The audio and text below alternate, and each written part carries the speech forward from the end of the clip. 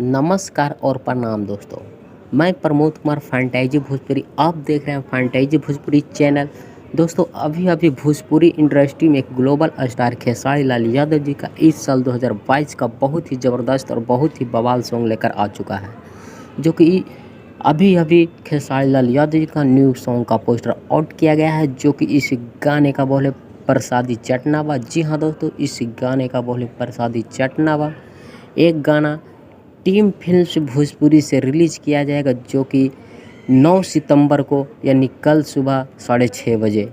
और इस गाने को लिखा है कृष्णा बेदर्दी जी और म्यूजिक से सजा है आर्या शर्मा जी। एक गाना बहुत ही बवाल और बहुत ही ज़बरदस्त होने जा रहा है, जो कि ये इस गाने को देखने को मिलेगा टीम फिल्म से भोजपुरी पे। आप सब सुबह कल 6:30 में तैयार हो जाएं इस गाने को सुनने के लिए, जो कि इस गाने का बोल है प्रसादी चटनावा।